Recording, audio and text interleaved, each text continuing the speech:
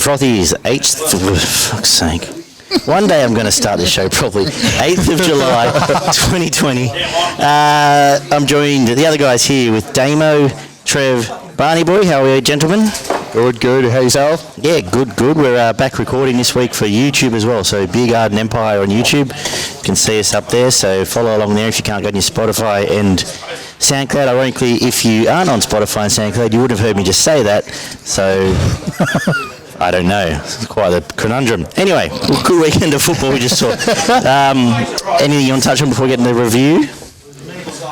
Mate, I just want to say how good is it that rugby league's back, it's thriving, and we've got the crowds back. Can't wait for at least in some places. And from next round we're back to Metro grounds? Yes. This round, yeah. Newcastle's playing Parramatta and Newcastle. Yeah, and Leichhardt's back in the next few weeks as well. And so we're back to the sense of normality. Obviously Melbourne won't be. So fingers crossed that it doesn't go crazy in New South Wales as well. But a few cracking finishes in the footy, a few blowouts as well. Should we start with one of the games of the season Friday night? Why not? Melbourne getting home in Golden Point. Adrian, that was Thursday, by the way. It was Thursday. It was Thursday night, yeah. He's having a shocker. Started well. I'll correct him every week. No, you tell me the rest as well. Oh, it's also 27-25. That was a fun score. Okay. Yeah. No, I think Roosters actually should have won that game. The Pappenhausen field goal, he took that very well, but I think Brendan Smith actually knocked the ball on. And in the Golden Point, Jake Friend absolutely had a brain snap. Yes, that was a brain snap. Yeah, so I had Roosters 13 plus. You should actually be thanking Joey Leilua that he exists, because everyone would be into Friend this weekend if it wasn't for that. Yeah. It's all Leilua this week. But I think Roosters should have got that. But Melbourne guts it out. Good on him. Well played. Yeah, mate, the Roosters went to bed early. They shut up shop. We had the Melbourne back into the game. They got no one else to blame but themselves. And without Munster. That's right. I don't know if they shut up shop so much. I think they got a little bit ragged in attack. They lost a bit of direction towards the back end of the game. A lot of errors came in after they scored their last try in that second half there. They did gift it back towards the Storm though. But possession was 54% to the Storm, 46 to the Roosters. 41 out of 48 sets completed for the Storm, but only 27 out of 42 sets completed for the Roosters. That's not a Roosters team. So errors 10 to 18. An extra 8 errors is going to make a big difference any team. You can't play Melbourne against that. But the Roosters made twice as many tackle busts as the Storm do. So you know what I mean. I think that's why it evened out. I think the Roosters made their mistakes at the back end of most of their sets, where they they were making a lot more metres than the Storm at different parts of the game, and their attack did look a little bit better. But what about the clutch from Pappenhausen? Apparently, how good is the Pap? Mate, apparently he went to Smith and just went, "I want you to get me here," and then just give me the ball. Yes. That's the same thing with the talk from Gutho last week. That's exactly what you want. And so much space. Like Smith threw that ball 15 metres backwards. It wasn't about field position. I'll kick it from 40. Don't worry. Just get it to me. That was a clutch. That was nearly Georgie Pie clutch there.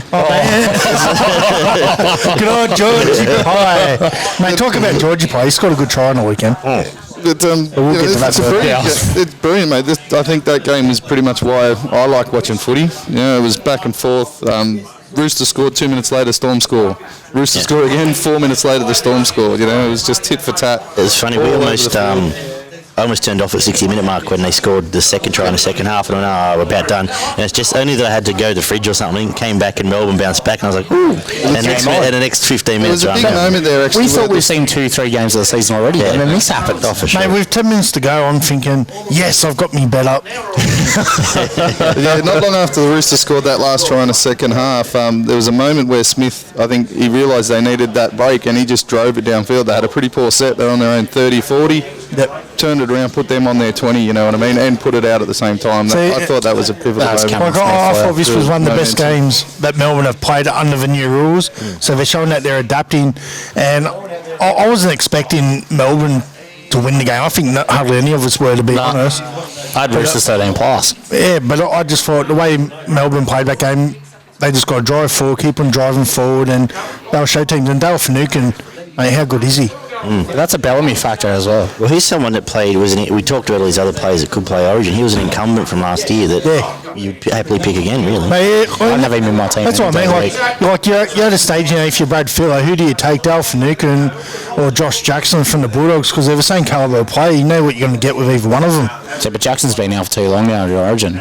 You've had too many second rows and locks come through. That's You've got right. Cam Murray now. Jackson. Yeah, but that's what I'm saying. They're the same mould. But I'm really happy for Dale. Like, he's a top player and he played awesome. And that last hit up that he done to get him in the good field position. That's what he wants from your forwards. Brennan Smith topped the tackle count for Melbourne with 45 and Friend with 60. Pappenhausen 195 metres and JT 268. It's not quite 300, but he's getting up and around. Yeah, it's like it's a poor performance if he does get 300. But Barn, something you said on Friday night was a Thursday night. They played East game and just about out easted them. Yeah, well, that's sort of what we mentioned it last week. That I would be surprised if the Storm did keep up that tempo for the 80 minutes, and they did it. They did it well. There was probably only 5 minutes where they did, and where I said Cameron kicked into the corner and they tried to slow it down a little bit, but the rest of the game it was just on the whole back and forth the whole game. So on that performance, boys, are they essentially the fourth best, like the top 14? They're top four. Yeah, top 14. Yeah, so they've found their feet now. You've got to remember, there was no Munster there. You bring Munster back into that team and that game, Munster's an easily. They make him a top 4 team, if you ask me. Hughes' running game was brilliant. When he's, Cameron gave him just enough structure and time to run. He scored a double, I'm pretty sure. Top Supercoach scorer for the Storm with 85. Brandon Smith with 66. What do we got here? Tedesco with 108 and Crichton with 92. So you can see just. With the Supercoach, it does tend towards attacking stats. Crichton has been like a monster since the comp's come back. I think he's been very underrated, media-wise. He's been very quiet in a way. No one's really spoken about what suits him is we've talked about every week. They play to the left, so he's getting a lot of ball, linking. And he's not having to do as much dirty stuff as he did at Souths, which I think everyone sort of noticed that a little bit more. Yeah, that goes to his game now. It actually impacts his game more. As busy, but he has more of an impact. Yeah, that's right. So the other question just from this game, what's the tipping point injury-wise? So Tupou's now out. I think the other 3 got cleared. The 3 HOs all cleared this afternoon. Corden's out this week. So the other HOs were cleared. There was 3 cleared, and to be honest, I didn't check the headline. But Tupou's now missing. Obviously, they've lost the ones from last week. Is there a tipping point? I know they've still got their back line, most of them. What's the tipping point? Or are they just... they're still going to... They've still got Takia, who was awesome last week, and a few others, but... they've still got their forward pack. They've got Ryan Hall to come in to take on. The only thing... Still, again, they got the Morris boys firing. They're still not going to miss out on much. Okay, fair enough. I just think at some point... Their depth will eventually, if they cop any more injuries, then their depth will be asking questions of their depth. But we're not going to be asking questions of their depth at the moment. Yeah, fair enough. Until that happens. Yeah, if you lose two more probably top liners, they'd be starting to struggle. But they like even when they lost someone. They bought Fusiali back from Warriors, who's been playing well anyway. Collins is still awesome, and Takiao is good. So anyway, we'll move on to the early Friday night game, which Raiders had the queue in the rack early and were nearly had their pants pulled down 22-16 by the Dragons. Barn, what happened on paper? Well, Dragons had the better of the possession with 54%. Papier is French. Leaving Raiders with 46. The Raiders only completed 29 sets out of the 38, which and then Dragons had 35 out of 44. I thought the Raiders, as you said, sort of did put the queue in the rack a little bit there. The line backs were similar. There's a stat that keeps coming up with the Raiders that worries me a little bit, which is the tackle bust or missed tackles for the Raiders. So you had 24 for the Dragons and 43 again for the Raiders. That wasn't happening last year, was it? Is that down Scott's side? Because he's been a marquee player and he's not performing. We're losing a couple in the centres, but the majority of it from the stats is on the edge of the rucks. It's the back rowers and the middlemen. And losing Soliola's not going to help. And how bad was that X-ray? That face. It was an unfortunate head to begin with. I've never seen just straight across the middle. I've never seen anything like it. Like as you said, Barn, straight across the middle. I've never seen anything like it before. No. It was pretty horrendous. That bloke's going to be sore for quite some time. I reckon they drop their odds in the premiership. Yeah, I reckon they won't be top 4. They're not. Yeah, they haven't got the depth. I say 6 now. Yeah. Max. They haven't got the depth. top tacklers Hodgson 51, McGuinness 66. Clockstad again really busy with 266 metres. And Ewan Aiken had a game that he hasn't had for over 12 months with 220 metres. Wow. The attack was clunky from both sides. As I said, I thought Canberra clocked off probably 20 minutes to go. Yeah, when Jared Croker scored that last try. How about Colvin Sims' effort on Georgie play? But you could fit a semi-trailer through that gap. That was... I was like, even I'd run through that, mate. Come on. And then Vaughan's running across trying to do his best. Save your energy. Jesus. But Whitehead got injured about 74 times and kept getting up and getting back into it, which... Because he's a pommy bastard and they're just tough. Oh, they're scary people. As I They're just mentioned, tough in the forwards. tackle bust. Scary people. Canberra on the edge, they're soft. The defence is getting soft around those edges, and real good teams are probably going to put a space on them, to be honest. Yeah, I think there's now clear daylight now. Dragons forwards were really good again. They have been for probably the last month, and they as I said last week, they determine how many they get beaten by realistically. You know what? I'm calling it now. I reckon Dragons can do a sneaky 8. But if they keep playing the way they do... I'm tipping them this week, but I'll save that for later. Those young blokes at the back end of the game, the centre and the fullback, Zach Dunkley Lomax. and Lomax. I'm going to get this out of the way early because I don't have a lot of other obvious ones. But hang on, I'm going to find a switch here. Yes, my salute for this week is actually Zach Lomax because he's just been underrated a lot and he's done a good job for me as fullback in Supercoach the last 3 weeks. But hear me out. Churns out high 80s every week in a struggling team, struggling team. He copped a lot last year as well when he come into the side. Yeah, again. And I think they've now found the right spot for him. I think he's playing really well there. He's a try sneak. Good kicker, and Dufty's still throwing those great bombs left to right with the passes and everything, and I think there's something there again. And I see this week, which we'll get to, we'll keep harping early, but I see this week they're playing Hunt starting 9, and I think it's their best team. And McInnes at 13. Just on Zach, like I remember watching him play junior reps as a kid when he was 15 years old, playing for Illawarra, and I said back then that kid would be playing first grade while he was still in high school.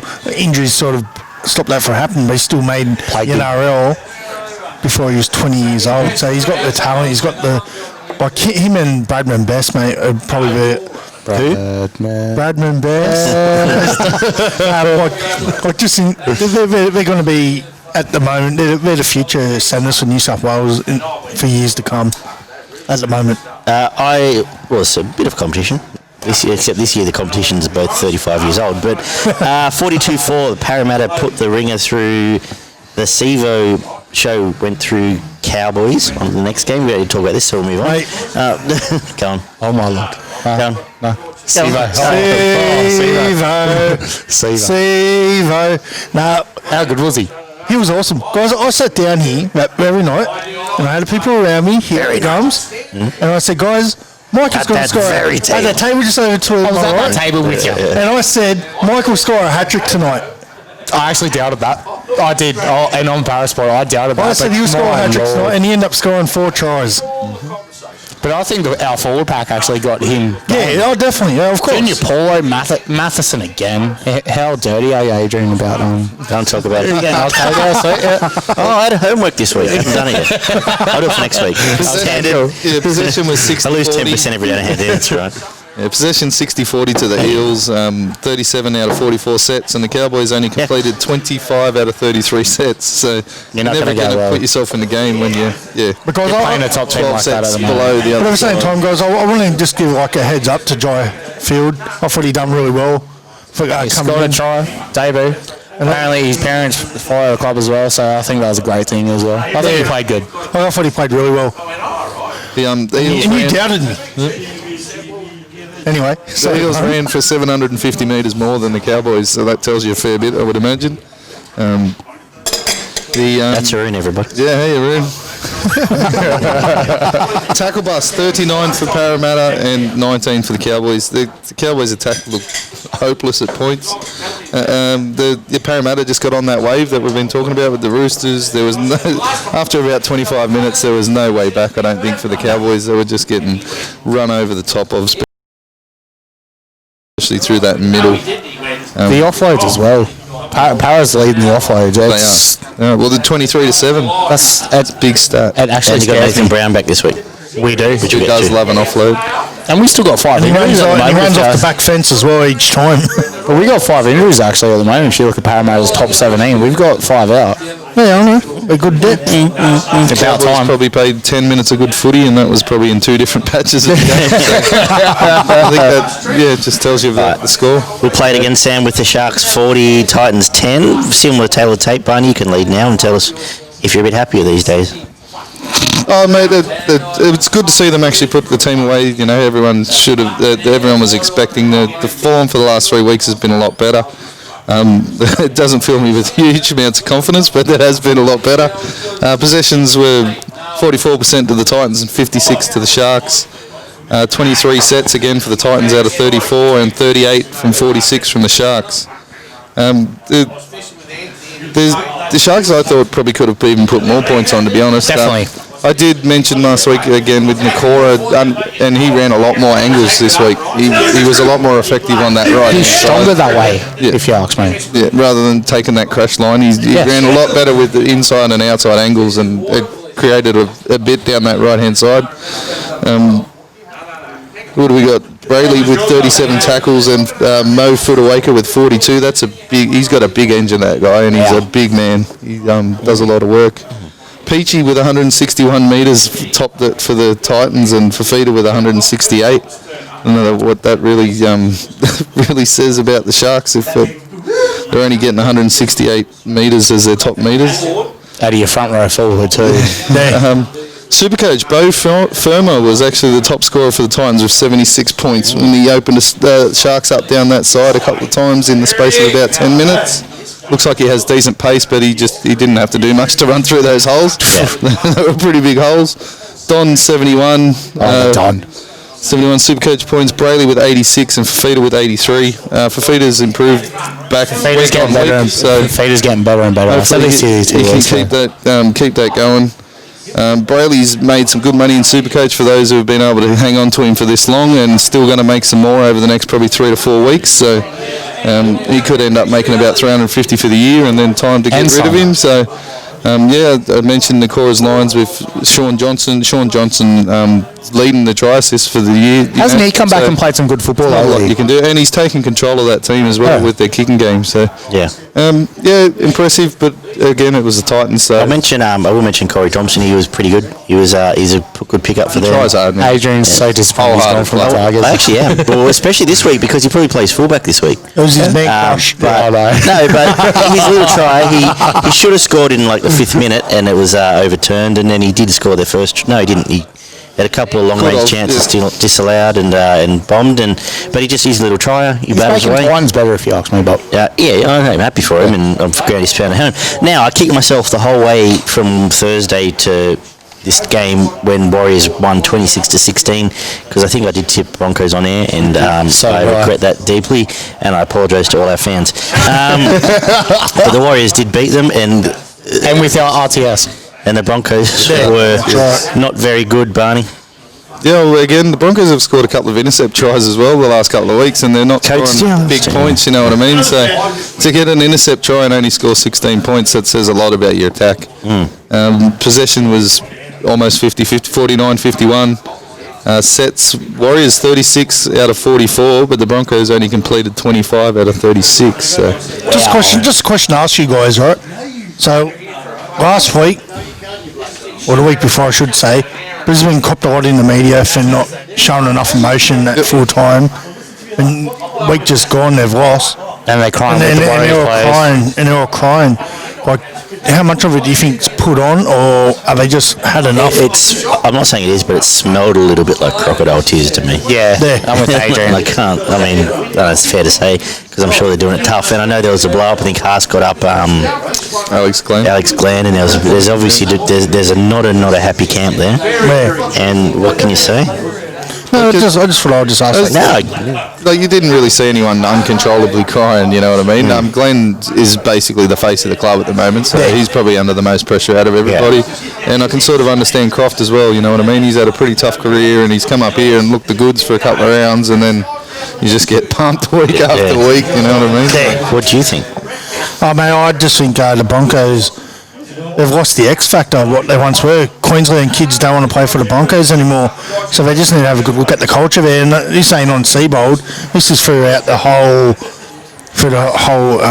business. But the amount of legends that don't want to do with the club speaks for itself, doesn't it? Isn't there? And they've also cut him out as well. That's what I mean. Like they got the White cleaned them out, and they said, "Well, why would he come back now?" That's right. And as I reported over the weekend, the day after the game, like Paul White's come out and said Seabold's job's safe, but people need to remember White's in his final year of his contract, so Seabold's job's safe till end of the year at least. Yeah, because when that new CEO comes in, Seabold could be shutting the door. Well, White sacked 5 of them himself, so it wouldn't surprise me if he does get rid of him by the time he's gone. But I think he'll say to him, "Yeah, mate, your job's safe." Yeah. But once he goes, new CEO comes in. I think they've come out and said they're supporting blah blah blah. If they lose the next 3, it's becoming closer to the well, this has got to be like that game was there to be won. And, that's 5 in a row. The reason I tipped the Warriors last week, they're playing Tigers next week. Tigers will fix all these. All these losing streaks. So the old para bringing everyone back into form. Tigers. The reason I tipped the Warriors, obviously, I mentioned the conversation at the end of the last game with Todd Payton, and I thought that was a really good speech. It just spoke directly to the players, and they seemed to have that bit more passion in the last 15-20 minutes of the game. So when the game was there to be won, they won the game. That's right, and they did what they had to do. It was pretty good. Tahu Harris, top tackler with 51, Carrigan 50, Mamalo had an absolute monstrous game. He is an absolute beast, that bloke. 291 metres. Coates with 265, and I think 100 of them were from the intercepts. Top super coach, Mamalo 106, Wade Egan with 92. You still got Wade Egan? Is he gone? I've got Coruscant and the Wizard now. Haas with 90 and Coates with 90. So there's still some good, I did flag Coates a couple of weeks ago that he would make us some money. And I don't have him in my team. So that's good. Okay. Tigers 12, Panthers 19. The main event Saturday night. I was actually at this game. Yep. Yeah. So talk us through Bankwest first of all, and then talk us through what you thought of the game. Okay, Bankwest. Most people were shocked when they found out it was my first time at the stadium. And I was in the Victor corporate box. That was by Victor Sports. It was a great night. Hospitality there was amazing. And the atmosphere at the ground, they just had over 5,000 people, but everyone was spread out, obviously due to the COVID social distancing, and it sounded like there was 20,000 people there. Like it's an Echo Stadium because it sits like that. Yeah, that's right. Coliseum. It was amazing. Good atmosphere. It's designed for that. That's right. And have you been there, Damien? Yeah, a couple of times. It's beautiful. You can sit in the top tier and you still feel like you're on the players. Yeah, I've only been there you feel like if you got up on your chair, fall over, you're going to fall on the ground. Yeah, that's what scares me. That's what the oldest Yeah, cool. And the game itself, what do you make of it? Or do you remember it? No, I do remember it. I do remember it quite well. It was a great game, end footy from both teams. Like they both turned up to show their attacking flair. Good defence. Obviously, the referee had a few shocking decisions that went both ways. But when your player's taken out a player without the ball, mate, that was actually my pop point of the week. He's BJ Leilua taking out the fullback without the ball. Like, I can't believe he's only copping 4 weeks on the early guilty plea. To me, he should have copped at least 10 weeks because he had no ball. He ran past the ball to put the hit on. He was 2 metres behind the ball. That's what I'm saying. I know he's a aggressive player. Is there anyone at this table not slapping him this week? No, I'm slapping him I as went well. the other way. Oh, I went with someone else. Okay, good sizzle there. Right, we'll get to that. Barney, tell us what happened. Yeah, the stats were pretty close most of the way through. Tigers had a little bit less possession, 45 to 55%, and but not too many errors. 34 completions out of 40, and Panthers with 43 out of 49. So handling error is pretty good, considering it was a little dewy out there, and a few blokes were slipping around. So. Tackle busts again, 37 to 45. That's too many missed tackles for top 8 teams. Panthers running second and they missed 45 tackles. So I don't know. I don't know exactly what that says. That says a lot about the Tigers. 11 offloads again from the Tigers. Tigers 11 offloads to Penrith's 2, but I think that was more Tigers sort of running out of options and just throwing the ball, flinging the thing out the back. Now, can I ask, when Luke Brooks comes out this week, and we talked about a couple of... So he basically came and said, if we had Benji, we might win the game, which I sort of said, is he putting his own sport in jeopardy? He's sort of admitting, hey, I can't do it without him? I think... or is it more like... I feel like... Say. Benji's in the team this week with Lego. We're out. No, well, he's 18th, but there's Mail now he's playing. Yeah, he's in. There's Mail he's going to play. But I feel like Luke Brooks has got like a security blanket over him that he's like, he can't be touched. Teflon Luke. It's starting to feel a bit that way. And I've always been an ardent supporter, but it's starting to feel a bit that way. But you said this week ago, do you drop Luke Brooks and bring in Benji and Josh Reynolds playing the halves? Definitely, it's why now not? on the table. Give it a go. Yeah, why not? I believe Madge, if that's what he believes is best, will do it. He doesn't have any gripes in doing it. But what do you think, Bud? I think Brooks is probably really only there for his long kicking game, to be honest, because between Reynolds and Benji, you're going to miss out a little bit, I think, when you're trying to come out of your own end and you're getting pumped down on your 30. But Benji's got a better kicking game than Brooks, a better than Reynolds. Yes. A better passing game than Reynolds. And probably a better grubber game than Reynolds, but Reynolds grubbers a lot more, so that's about it. If you, as you said, Barney, if you come out of your own end, could you not bring Dooley in to do that long bomb as well? Yeah, Benji can get him down there, it's just he doesn't have the accuracy. He does have that spiral. He's got he does the in the half, he's got the spiral bomb, but not really the... As always, the kick's only as good as the chase, no matter how good or bad the kick is. Yeah, that's right. Yeah. As a Tigers fan, I think we matched intensity with clearly a top 3 team for 70 minutes, so it's only takeaway. But we do that all the time and don't win. That's the last 10 that count. Obviously, brain explosion doesn't happen. To be honest, if he doesn't get hit in the face, we might score. We probably score. Quite close to that set. Yep. I know I'm probably going to piss a few people off here, but I think Luciano stayed down for the penalty.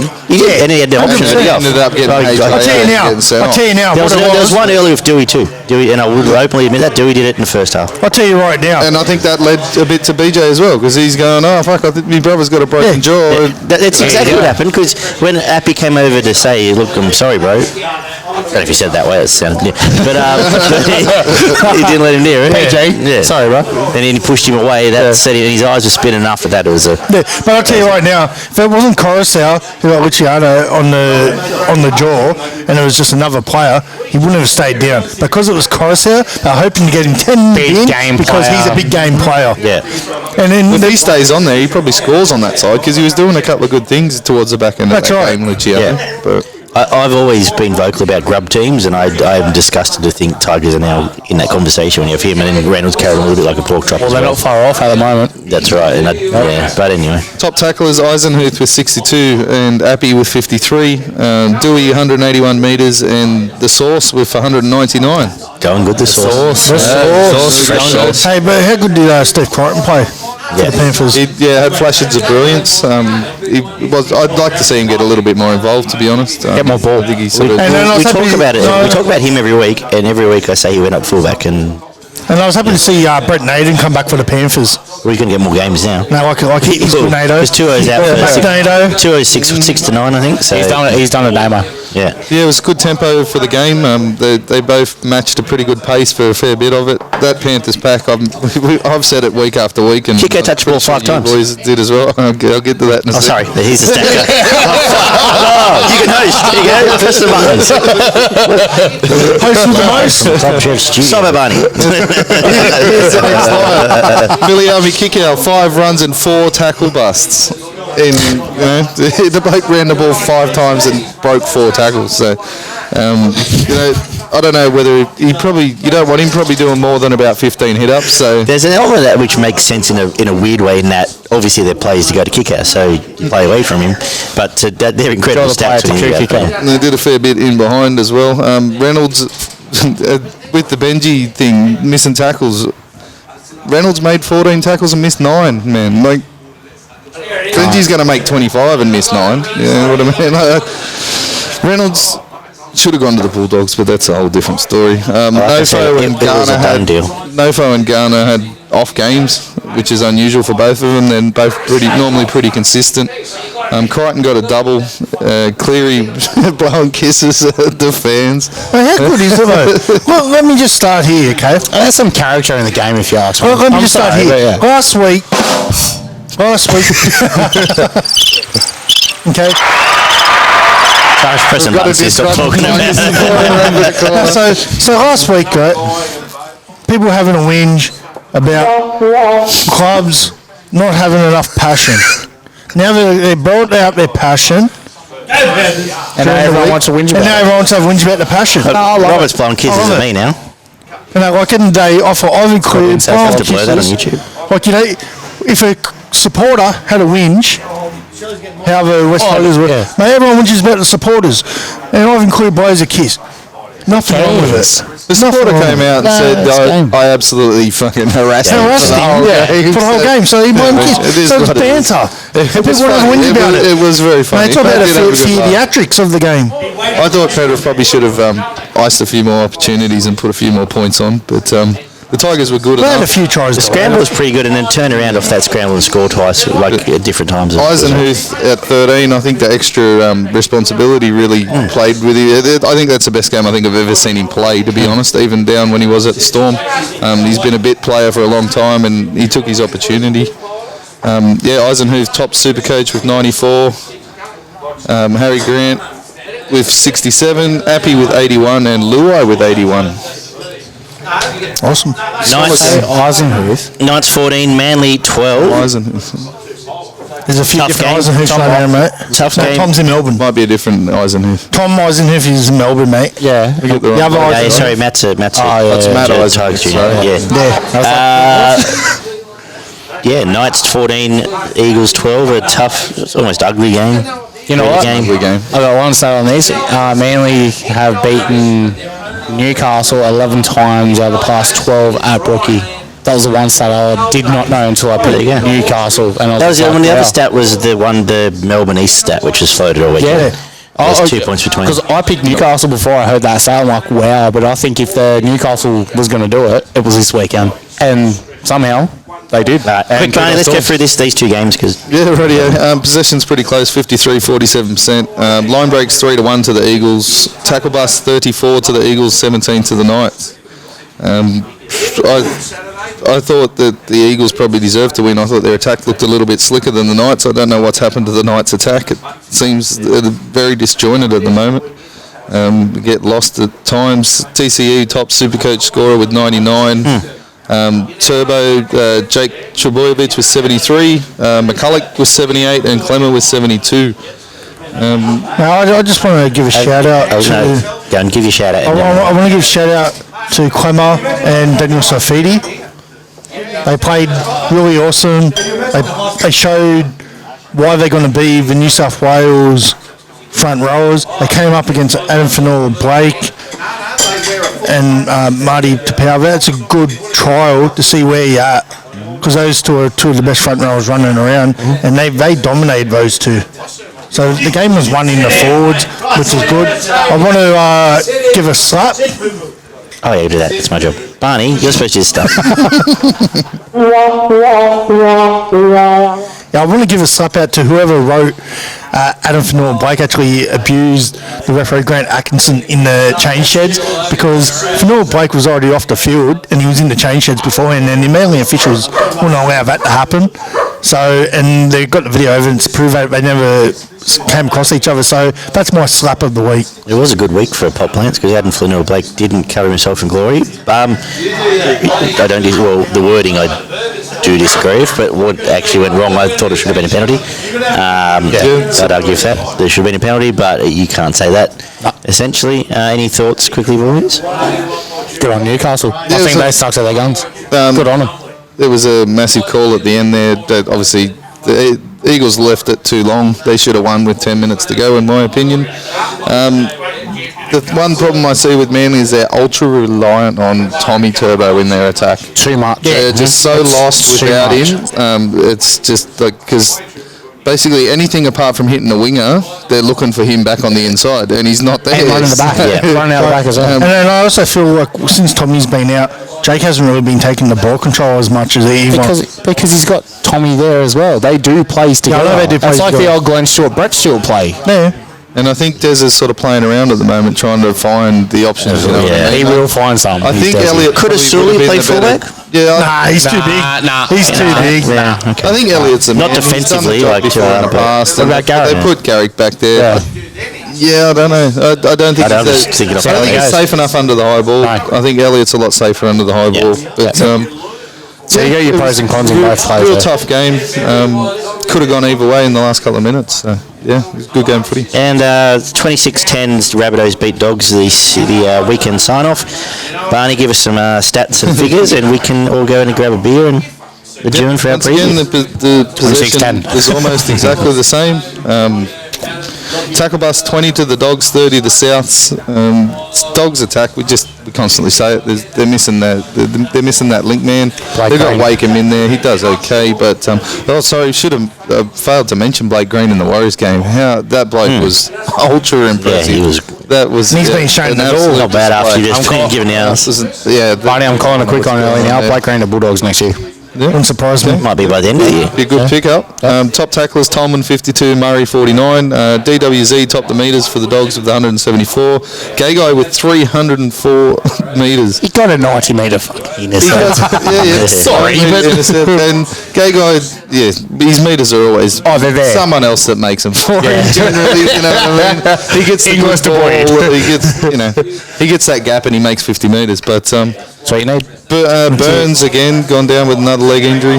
Poor young kneecap, bloke. wasn't it? Yeah. Didn't he dislocate his kneecap? Patella tendon. Patella, both of it, I call it. I think that's The three season-ending injuries in a row. Patella is a for the kneecap poor bloke. dislocation. Yeah, that's the patella. You can dislocate it, you can break it, and there's a tendon behind it. Yeah. You took to the injury king here. Souths were a little bit disappointing. They probably should have gone on and stretched the score out a little bit further. My weekly question, Latrell boys. He's doing okay still. I still think he's coming to his He own. was there. Played fullback. He didn't get involved as much as he probably could One have. week he can do everything and he'll go missing for 2 weeks in a way. Fatala Mariner got 89 in the Supercoach. Tolman 77. Alex Johnson, another one that's been shown the door, 86 points, and Murray with 85. Johnson's gone next year. He won't be at the Rabbitohs next year. So He's gone. Yeah, Murray and Cook seem to keep improving. That's a combination to watch. Barney's got a bunch of punchlines tonight. He's ready to go. So We've been bouncing off each other. let's punch through some news. Obviously, Dave Fafita, boys. You can go behind yours. I just tagged him. Titans offered him a shit can of money. 1.2 a year, apparently. And he's now backflipped and upflipped, and now nothing's changed, really, and it seems to be a story. And he's going to go back, take half the money to play for the Broncos. He's probably better off to go to the Titans, is he? And you got the Titans and you got the Australian coach there as well. So I think the last I read was basically no decision made. Mal's probably not a great idea. Not if you want to play rep footy. Well, I don't know how true it is, but I heard the reason why he does want a big contract because he's at the end of his current, and if he signs a big contract now, his current agent gets the money. He does want his agent to get the money on the new big the contract. bloody agents, man, they're killing everything at the moment. Just sack him and pay him out. Yeah. Surely he can't be on more than 500 grand a year. He's going to make 700 if he goes to the Titans. I don't know. I think at the end of the day that the media thought they had a massive story, and there was no story today. So they had to invent a story. It was tick and tack every 8 minutes, man. Yeah, so the next one, like I said, Johnston's been told he's not wanted at South. Johnston. Spoke about that. Yeah, was it last week? It was. He came out and played well. Blake Green, same thing. Warriors came out and said they don't want to deal with that was like Moses. Yeah, we spoke about last week. Good, cool. Glad to listen back to the show. Any other news?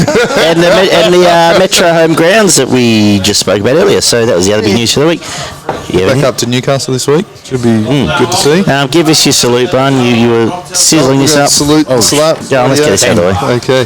So my slap actually this week goes to Paul Green, because when you're getting pumped by getting absolutely run over, and then you get your 3 forwards on the bench who play 20 minutes or less, like, surely, I know you want your best players on there, but there's a time where you're just getting flogged, where you got to give these young blokes a go and give your top blokes a bit of a rest. Like, I can't understand what he's doing with that roster. The last coach we slapped has won 4 of the last 5, so hope yet. Who was that last coach? It was Madge.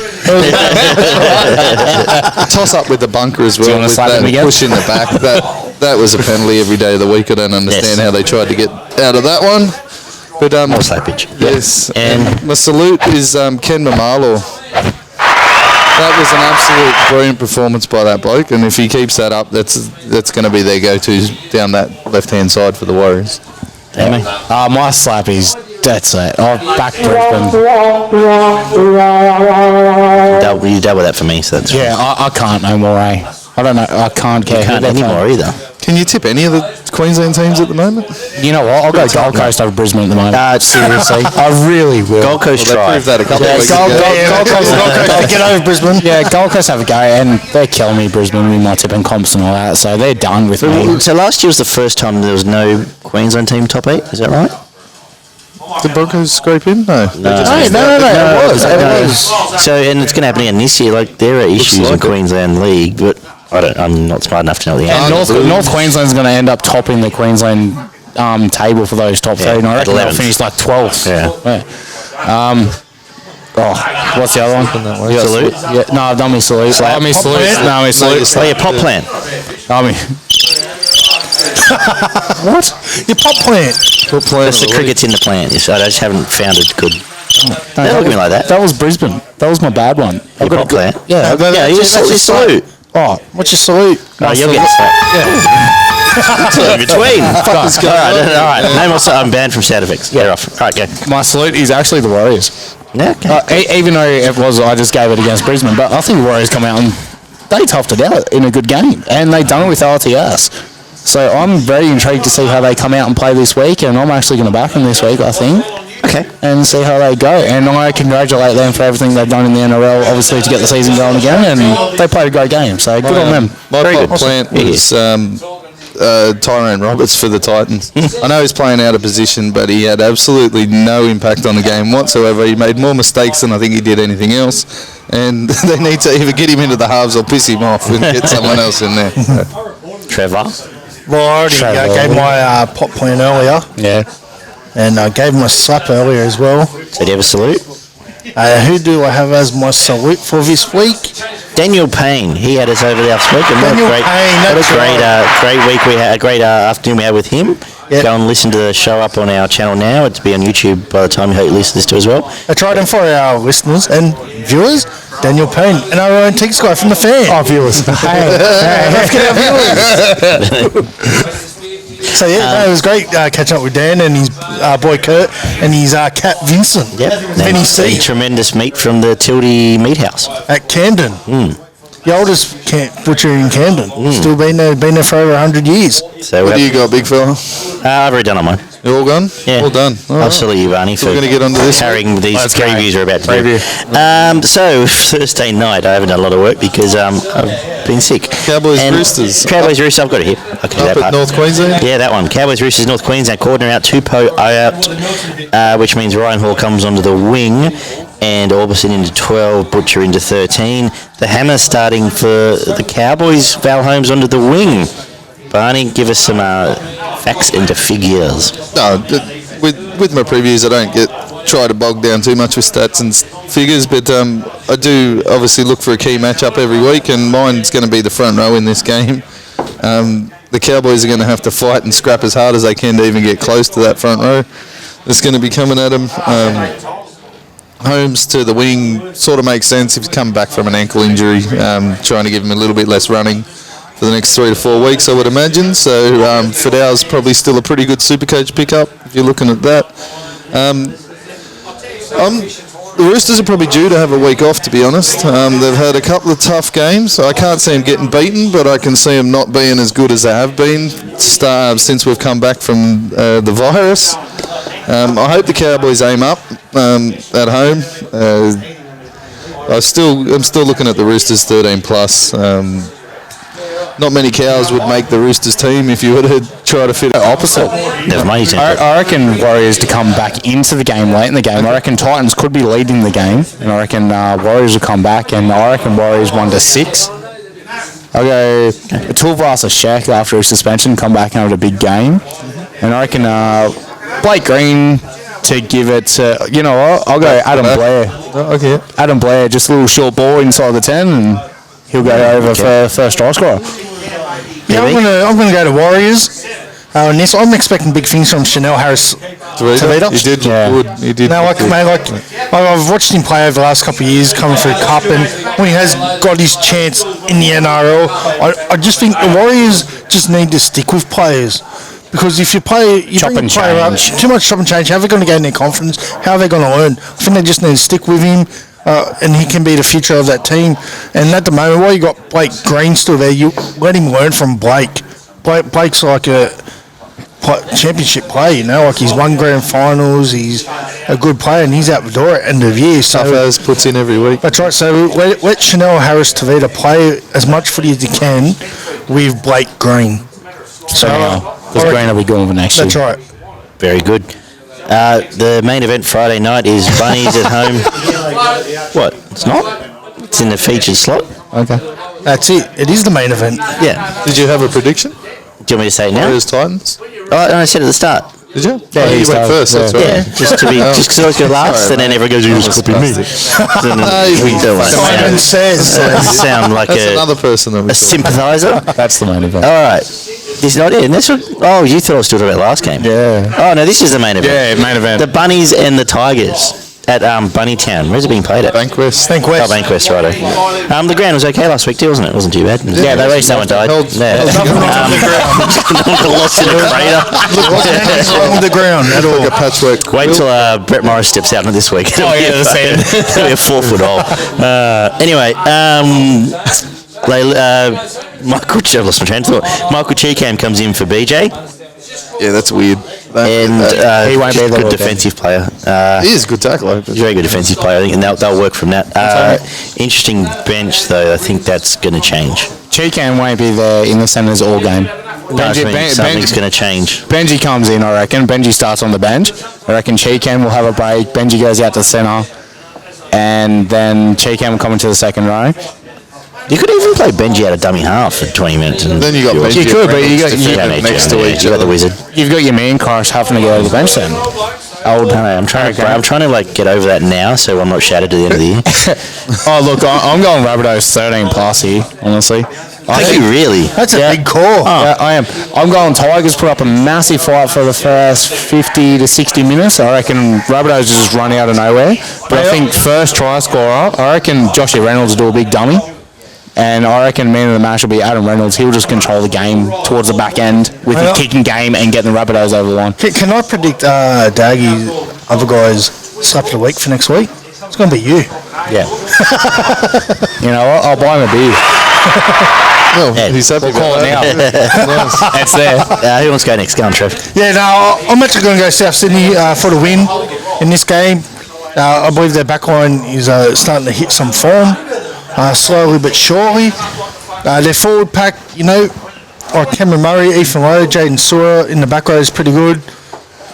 Thomas Burgess starting to get back into what we know him to be. But at the end of the day, I just think their backline's going to be a bit too good, and their back row is just too good for the West Tigers. There's really no science behind it, to be honest with you. But it's going to be a good game, but South Sydney to win. That's why I hire you to do our... No, I don't. I hire him to do that. Tell us the science, Barney. I'm looking at the halves in this match, to be honest. The floater with Benji and... Trev's getting a bit tired. He hasn't had some beers for a while. We've got no. Actually, no. Hey, stop the show. Yeah, right. Congratulations here. A salute. I've got a salute. All three of us will salute. Salute. Attention! Tell us the good news. Yeah, so the good news for our listeners and our viewers out there. So for the last 6-7 months, I've been battling cancer again for the third time in my life. And today I went and saw the oncologist because I had a PET scan done last week because I got told I need to have chemo, but they wanted to see if there was anywhere else in my body. Well, anyway, the PET scan results came back better than better, and I don't even need chemo. There's no active cancer cells in my body, so I'm back in remission. Well, awesome. Oh, hang on. So You've got this button that does that too. Awesome. Oh, that one. Unreal news. We're happy for you. Hopefully the Big Garden Empire community is happy for you as well. And now on to bigger and better things now. You can, as you said on Facebook, you can get forward and start planning some better stuff and not being tied to anything else now. So Hospital bed, yeah. good. And talk a lot more shit with us. That's right. It's debatable. Anyway, that's a good thing for him. I think it's the other way around. You talk shit with me. Barney boy, come on, talk sense. So the key matchup I'm looking at is the halves. Benji as a floater sort of could make a little bit of a difference there. But last time I said that about Souths, they got towed up by Penrith. So take of that what you will. I think Souths win 1-12 just on the back of a consistent tempo. I think they might just break through at the back end of the game. I think expecting it to be close. Tigers were tough last week. They've been tough all year. No team can keep that up every round of every game. So there's going to be a game that they fall down. I don't expect them to get flogged, but yeah, Souths 1-12. Man of the match, Dylan Walker, and first try Latrell. It is not this game we get flogged. We win this game. And I'm tipping Benji man of the match. I think he plays well, plays his way back in. First try will be Mbai out to the left, off of Benji. Mbai to the left there. And Tigers 1-12 in a very good game. Harry Grant will get 2 Dalian points and go to the top of the table. Where's the Wizard music? I didn't save it. God damn it. Yeah, Benji at 19. I'd update my firmware. Sam McIntyre played 7 minutes last week off the bench. Yeah, so close to a that pop sort of player. tells you something, doesn't it? But he's a been sign. pretty good. A few weeks before that too. No, that's a coaching decision. Yeah. No, I think and 4 forwards If you're on the going to play bench. him for 7 minutes, you may as well put Benji out there for half an hour. Yeah, 4 forwards on the bench is a bit of give up, I think. It's too much. Yeah. But anyway, fingers crossed. Really good game Saturday afternoon. Saturday. So, You know what? This is a good way to start Super Saturday. This is a good day to start Super Saturday, which potentially could be on the deck. Panthers and Sharkies. As you said, 2 are out for extended period, which means Naden comes onto the wing, Mate Moylan out, and Josh Dugan into fullback.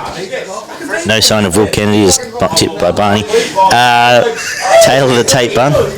Moylan could end up with some cyborg legs or something by the time he's finished playing football, poor bastard. 10 hamstring injuries or whatever it is in 3 or 4 years. Back down at Jubilee, so it's interesting. The Sharks will call that home for the next couple of years. But if the current form continues, it should be an absolute cracking game. But I've got no confidence in the Sharks keeping their current form, to be honest. The key matchup is going to be a forwards battle. As I've said, week on week again, Panthers forward pack is going to take some serious stopping by any of the best teams in the comp, let alone someone who's running 9th at the moment. So, The Tigers. No, they're we're playing 9th at the moment. yeah, Sharks are 9th at the moment. Not the end of the year. But, I don't think the Sharks can play quick enough for long enough, to be honest, to keep Penrith from winning Sharks this are game. 7th at the moment, mate. Sharks are 7th at the moment. Are they? There you go. I thought they were 9th. Nah. No, so Tigers are 8. Panthers are 2nd. Yeah, Tigers are 8, that's right. But we've got a place to climb. I don't think they can play for long enough. I've enjoyed Graham. I think he's feeling a little bit better because he's back out harassing the halves. So it should give Cleary a bit of a test this week. I would imagine he's going to be shooting out at Cleary and Luai. Panthers 1-12. Man of the match, Isaiah Yeo. He's just been an absolute workhorse all season. And I've gone for another hooker first try, Appy Coruscant. Happy. Sharks, their biggest problem all year's been a bit soft in the middle there, so Appy gets a chance. So wouldn't be especially surprised against a he team like splits it down the Penrith. middle. I think I'll jump in here. I agree with you. There's going to be a forwards battle, and your forwards are about to get steamrolled. More than likely. I think that it'll be kick out first try. We're going back to it. Now this is A grade there. I'm not being smudgy. Like this, Sharks are a top 8 team. Penrith for a top 3 team. They're about to get a wake up call. There's a big difference. Oh yeah, that's what I'm. Massive Thank you. That's what I'm trying to say. We worked that out between Melbourne and Parramatta last year. There's a big difference between one and four. But yes, what Damo said's right. First try kick out, man of the match, Appy.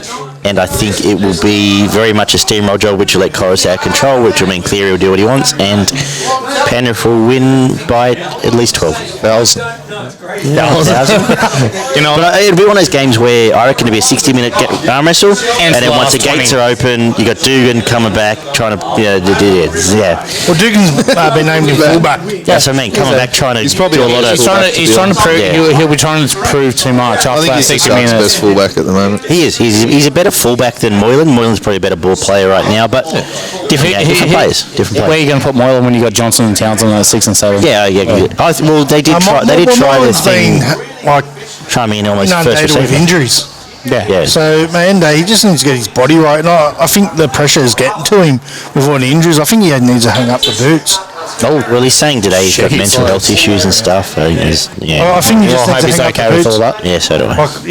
I think he just needs to hang up the boots. And sorry for the sarcasm here, but if you're injured and you're still taking the money because you just want the money, stop being a thief and just be honest with yourself. Any other people that rhymes with... Probably your bikes out there all day. Are there any other people that rhymes with... me. Yeah. Is there anything else that rhymes with Marius Floyd that would like to trigger as well here, Trev? All right. I'll go Penrith here. I'm going to go Penrith 1 to 12. Wow. Sorry. No, but I think our Panthers will win the game, and I'm going to go 13 plus. Yeah. Okay. I'm going to go Penrith here 1 James to 12. Fisher Harris man of the match. Very good. I like it.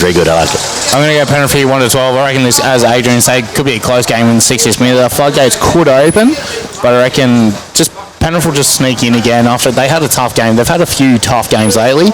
I reckon first try scorer. I reckon Jesse Rainier might get over first for Cronulla. I reckon man of the match will be Luai for Penrith, because I reckon they're going to put too much pressure on Cleary, and Luai will just end up taking over in a way and just doing what he does. But he's been pretty impressive. He's been great. He's been great the past few weeks. So I recken he might take a bit of pressure off Cleary. You know what's helped him, Eric? I think just knowing he's the 5'8" has helped him, because there's a bit of stuff. Yeah. Well, yeah, and there was that Burton stuff. Like, should it be Luai? And now Paul Burton's not even a team. I rate Burton as well, but no. But I think he's been good last 2 weeks. Quick question: Really Burns. Do you leave? Do you give Burton a loan to the Warriors? Would you give him a go over there if they needed a player? If they asked, if you're a Penrith supporter, would you let him go for as the a next supporter, 6 months? I couldn't give a crap. They just let Hetherington go, didn't they? Yeah, Jack Harris calling it. He's only there for the rest of the season. It's not a bad shout. But I think that anyone's going to be dubious of letting a half go for injury purposes. Also, They've still got May there. They put May on the bench. Yeah, they got May there, so that's what I mean. They got Burton, so why not? Cleary, and give him There's four. Right give him 12 games of first grade just to. What? Good idea. Why not? Not a bad idea. What's next? Brisbane Bulldogs. Again, I want to declare this Candy Crush game, but it's actually... I don't have the Candy Crush game. I'll get it for next week. What is it? What else? Tasty. What else are you going to have? What a coincidence. Delicious. All right. But this is an interesting game because I'm going to tip the Dogs. I'm with you. I think I started to get frustrated though when and I did slap Madge for it, but when you're getting done like you are by Brisbane and there's just no change, so if nothing changes, isn't that the definition of madness? Yeah. And even madness, not just madness.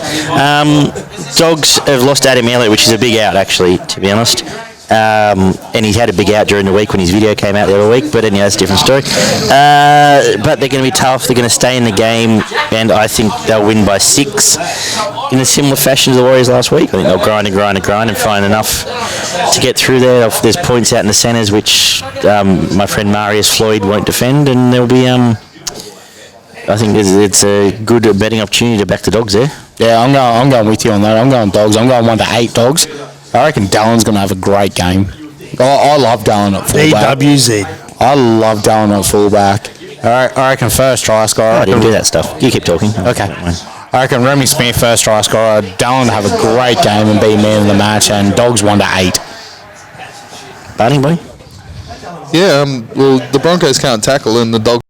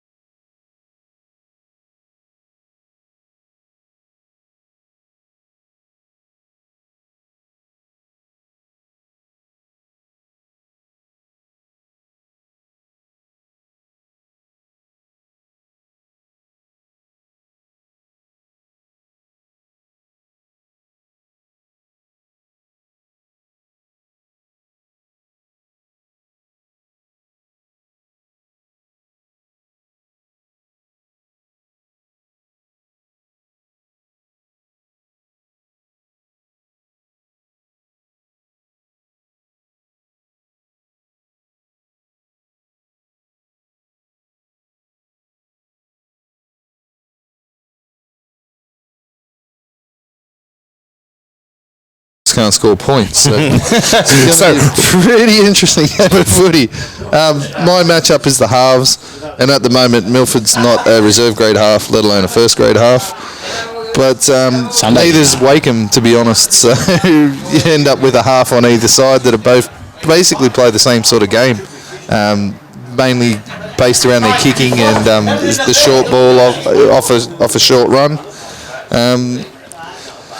I think the Broncos should win, but it wouldn't surprise me if they didn't. I've got the Broncos 1-12. I'm going to get man of the match, Isaac Luke. I think they might open the Dogs up in the middle there. Elliott, as you said, is a massive out and has been the glue in the middle there with Tolman. And without Elliott, I think it hurts. Man of the match, Isaac Luke. First try, Corey Oates just on the edge. Cool. Trevor. Yeah, no, guys, I think in this game I'm going to go with the Bulldogs.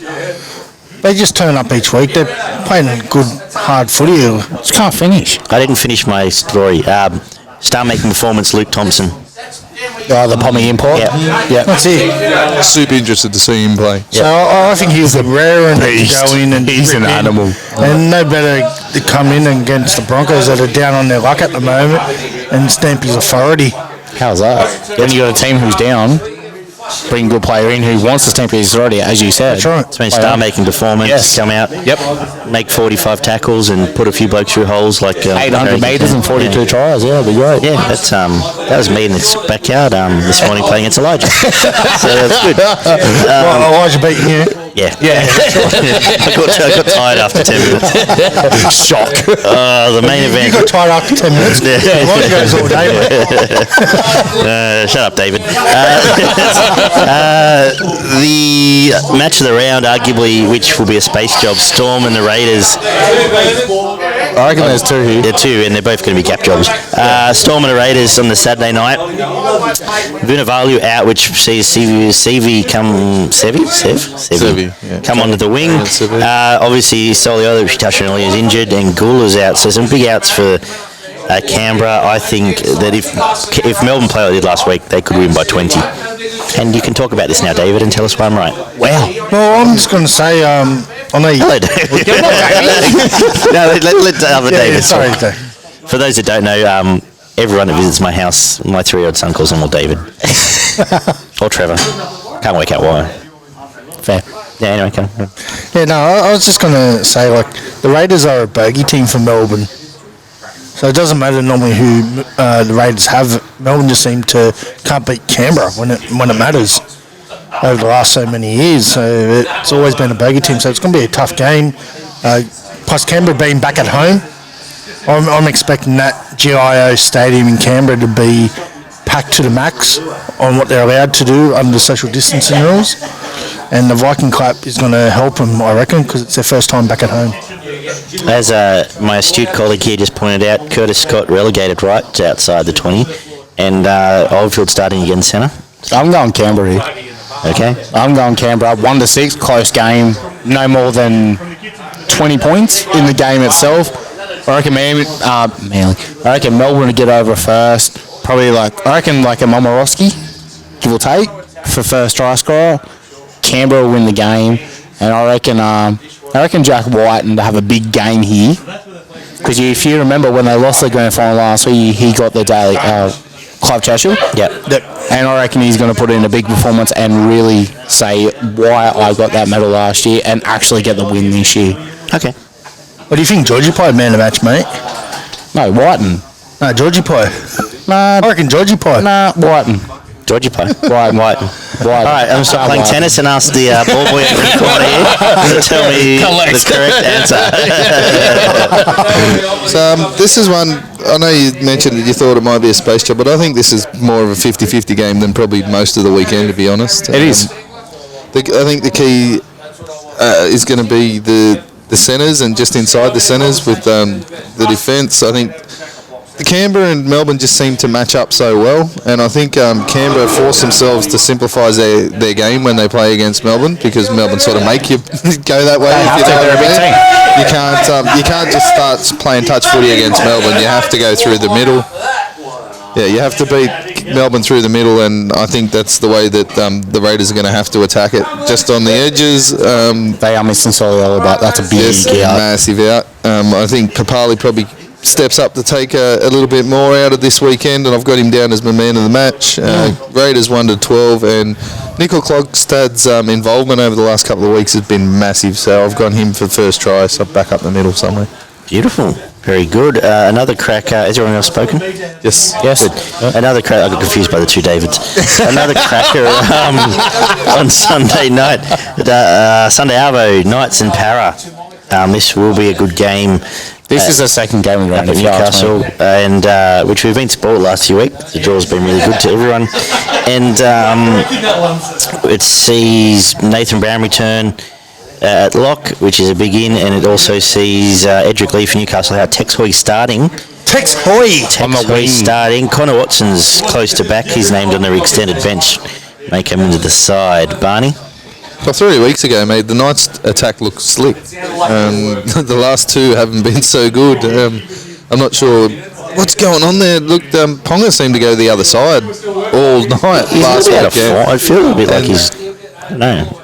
Confidence might be a little bit down. He's always gone right to left, and they didn't go anywhere near best all night. They went the other way for whatever reason. I'm not 100% sure. Hopefully they do that this weekend again. Current form, Paris, it says Para 13+, but I'm expecting the Knights to be a little bit better, get back to the structures that they were playing down that left-hand side.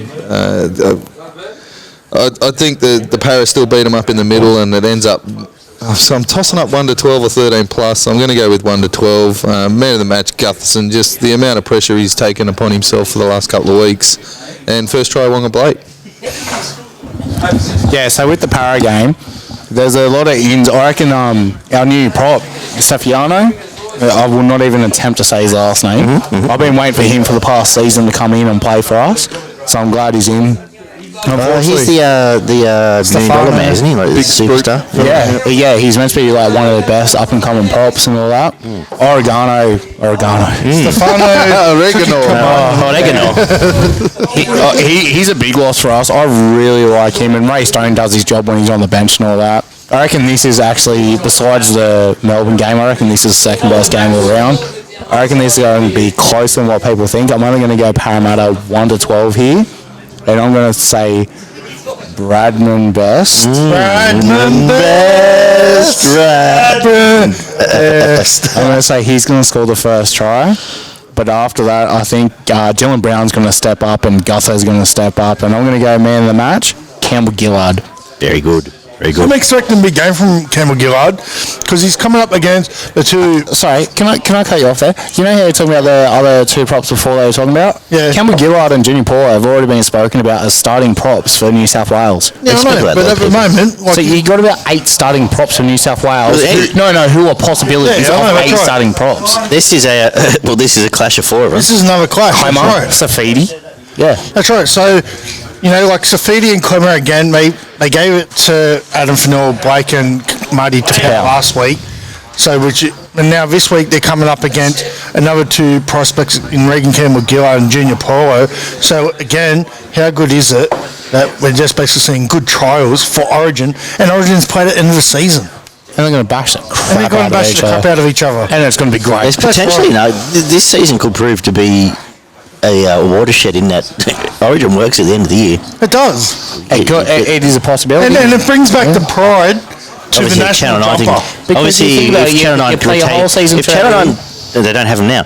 If this is a massive ratings win in November, Channel 9 don't have cricket anymore. No. So if there's some day-nighters or T20s on, they go, hey, we can fuck this over. No Origin in the middle of the season. And put up some $2 million viewer shows for 3 weeks a week on a Sunday night and just and win the ratings from the cricket or the Big Bash. The players might be happy about that as well. Play the whole season. Yeah. Play semi-finals. And how good is it not having Origin? How good is it not waiting, like having your team play 2 weeks in a month in the middle of Origin period as well? You can get those stupid games where if we didn't play them when we had the bye, we would have beaten them, and they only beat us because Teams miss the 8 because of that. Like, you just have a season, run through, and then you go, okay, it's Origin time.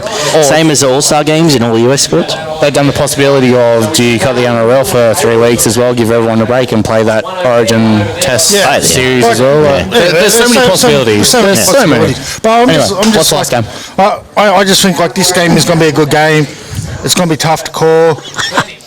Golden Point, Parramatta. Oh, Golden Point. Golden Point. Golden Point. I'll bet you a beer right now doesn't go to Golden Point. That's all right. It's only a beer. Parramatta 13 plus. Oh, This is going to be the week there. Some of these teams put a space on some pretenders here. Okay. I really, really like that front row clasher. That is a good one. I think Parramatta are playing awesome. I think it will be another arm wrestle where the gates open at the back end of the game. Last 30. And last 30. The King will step up again, another 3 Dalian points. And old Blake will just get off his nud run and score a try in the corner there. Okay. He might not touch the ball all game either. If he doesn't score this week, he gets pop plant next week. There you go. He's got a head like one. And big game Madison, obviously. So I just think it just got a feeling that something's going to break sooner or later for the seasons. That some of these teams. It always does. Between round 8 to 11, 12. It's coming it this always week. Does. And I think, and that's where I think even the Tigers game, it's a bit of one of those things you're proven right and wrong. Yep. I'm calling this early. I'm going Dragons. I'm with you. 6:30. I'm going Dragons. Our usual Sunday night sign off with, which has been enjoyable the last few weekends. But Dragons at home against the Seagulls. I know Adam Fanua-Blake means that Paseka starts. Cade cussed onto the bench, and even Cade cussed onto the bench. Lachlan Crowe starting 6. Barney boy going. Rightio. As I mentioned earlier, I'm worried about the attack for the Eagles. Just being so ultra reliant on that. The Tommy running back down the middle of the field with the offload. Say hello to the bar. Inside balls. There's Ash. Say hello, Lovely Ash. Ash. Thank you, Ash. Again, it's going to be another forward battle that's going to decide the winner of this game, I think. Dragons have been a lot better with their forwards over the last 3 or 4 weeks, but I can still see the Eagles finding a way to get past them. Fanua-Blake is a massive out. Manly 1 to 12. Paseka's probably been a pretty good foil, filling in when Tapau was out, and now he's going to have to do it with Fanua-Blake out. He's a big boy. He's a good, serious footballer, man. I'm not surprised he doesn't get a few more minutes, to be honest. But I think the Manly attack, the halves are just that little bit slicker. Man of the match, Garrick. First try scorer, Garrick. Oh, very good. Trav, go. Yeah, I think Manly's going to win this game against the Dragons. I just think the bounce back factor and the emotion of last week is going to just come out there. It's going to hammer him. Okay. And because in the day, guys, one thing I have to say, like before last weekend, we're whinging that teams aren't showing enough emotion, players aren't showing enough emotion. This week, it was an emotional weekend. It was an emotional weekend, and everyone's whinging about it. So I just think Manly's just going to... I like having Dame on the show. He laughs at all my shit. He blokes just me like I'm an idiot. I'm laughing at you, not with you. Okay. Hey, it doesn't matter. Wait, it doesn't matter if you're laughing at him or with him. He's still making you laugh. Exactly. That's all that matters. Say that in life.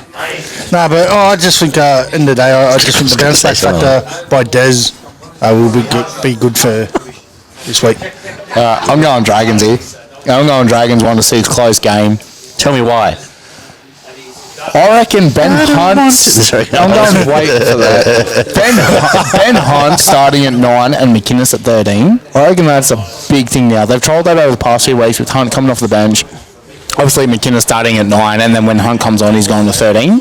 So, and when that was happening, I didn't think they were playing that bad of football for like only a collective amount of time and whatnot. But I reckon now they've finally found a little bit of a groove. And I reckon they can do it. I reckon I'll go Dragons 1 to 4. I reckon it's gonna be a close game. Ben Hunt to have a big game, and I reckon Zach Lomax to score first try. I bet you that Zach Lomax doesn't score first. Oh no! Yes. I want me beer. Okay. I'll have my 34 players against yours. Give me any time. Okay. I hope he does now. Jeez, okay. All right. I'm going to tell Dragons. This is Dragons' best team. They've finally found it. Yes. Whether by crook or by accident or however been. Hunt starting makes sense. McGuinness doing a hard work out the back. And Duffy chiming in. what Barney said 100% right is you don't know where the points coming from Manly, and I think Dragons potentially have 18 points in them, and I don't think Manly do. Simple as that. But terrified of the forward pack. But you look at it on paper, and if there's a little bit of winding back the clock there, but if Vaughan, Frizzell and Sims all turn up and they're on the same page, it could they're going to match 30 anyone. plus. So Cherry Evans he's running a little bit more lately, but he's not been. He's overdoing. He's wasting so much energy. Yeah. He's doing too much, and no one's backing him up. But That's no why I one's think the Dragons are collecting energy. Manly, you can tell me if I'm wrong, but when people go through holes for Manly, it's Tommy Turbo putting them in holes. It's not. It's not DCE. Cust look good. Cust does look good, but there's not last week. I don't mind helps. Like Cherry Evans. Cherry Evans doesn't put people and doesn't put three. Doesn't throw. Generally, they miss Turbo. Didn't ask Barney the question. Hey, Cust, how good is he? He's not a bad player. He looked really impressive, and as I said to you guys during the week, I was surprised that they didn't start him at 6 at the start of the year in front of Walker. To be honest, I agree. I think he was coming back off an injury, which might have put him back a couple of weeks, but he looks like a serious player, and I think he's a good foil for Cherry Evans. He's more of a sort of a back rower 6, where he's running the harder lines, and then we saw quite a bit of him in the flesh last year, and he was very impressive. He's awesome. Yeah. Katie's awesome. But I think it'll be a pretty close game, and it's probably not a bad one to wrap up the week. Let Barney finish. Sorry, Barn. No, I'll let you finish. Finish, Barney. What's your tip? No, I've already been there, mate. Manly 1-12. We got man of the match, Garrick, and first try scorer, Garrick. Awesome. I did that. I'll go Dragons 1-12. Sorry, I've lost my team now. Dragons 1-12. Dragons 1-12. Dufty first try. Dufty man of the match. Oh, big goal. Yep. Very good. That's knocked us. It's over. We just got to finish off as we always do with the disaster class. With Supercoach. And the Supercoach. Give us the Supercoach a point of view for the week.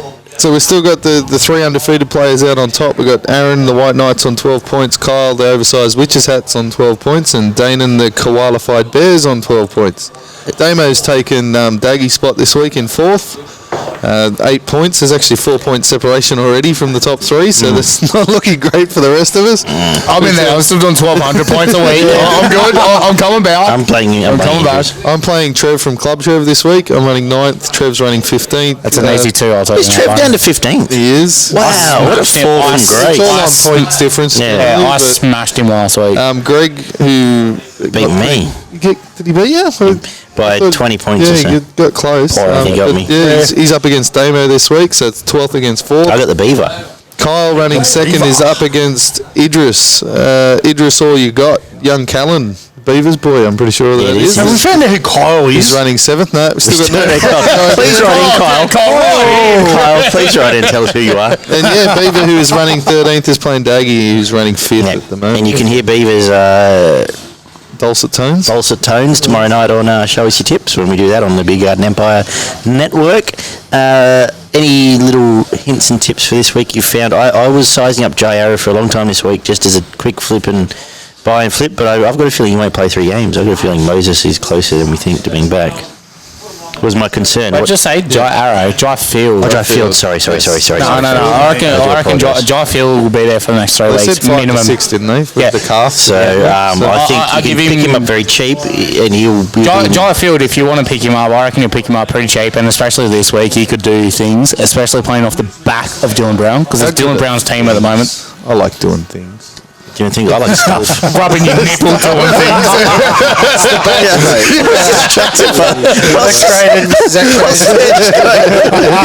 I like doing things. Okay. Alrighty. Barney, thoughts? If you want to free up some money this week's probably a good way to go. But you've always got another week before the price is going to change. So I did that first, and that's why I went with 3 weeks. But then I thought, Tex Hoy starting, and he's at absolute rock bottom price. Maybe return, and he's got a 1 break even. I got him in at rock bottom price about 5 weeks ago, and he's still at rock bottom price. So, but now he's starting. Very little involvement He could make some money for you this week. He definitely could make some money, but he needs more time. He's starting wing. He'll get, and if he's starting, he'll be putting. If he can start for 2 or 3 games, he'll be playing against Sivo. Get some money. So well, you got Sivo. Yeah, Sivo can run over Teddy. So you've actually just talked me into putting 50 field back in. Very good. All right, that's settled Just that. on the back of, as I said, my salute was Kenny Mamalo. That bloke, when he's on, can score serious super coach points. He's just a try-scoring freak, so he's probably one that you might want to look at as well. There's still a fair bit of value around with some cheap centre wings if you're looking to free up some cash to Coates get is some still money into your reasonable. team. I want to offload Manu. The Manly bloke, Funes, that's still decent price. Fidal's still a decent price. I actually got rid of Bradman Best this week because for the same reason you he's just just about topped out. and he's topped out. He's not, and I want to get so I went get rid of him, keep Manu for 1 week just because might have fill up against Cowboys. You never know. I don't like to make my changes until sort of halfway through Thursday. Yeah, I do it on Monday and then rethink it 17 times. Because that's right. Otherwise, I do it 15 times and then it does my head in. That's what grown-ups do.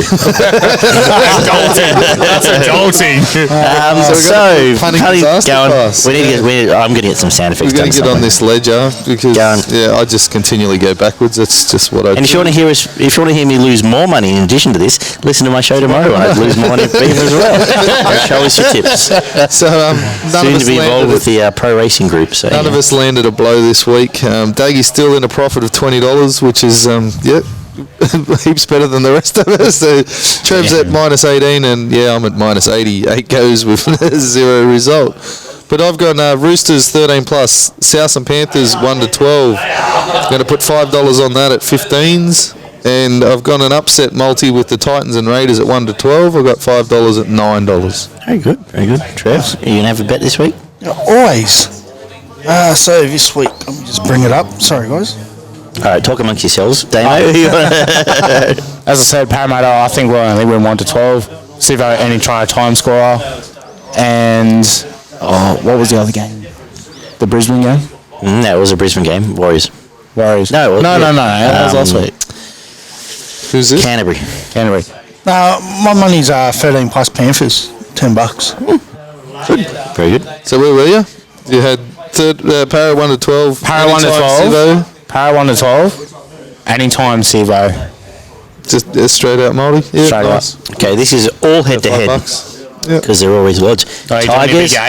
Tigers, Penrith, Melbourne, Para, all head-to-head. $10 gives you $12. Tigers, Panthers.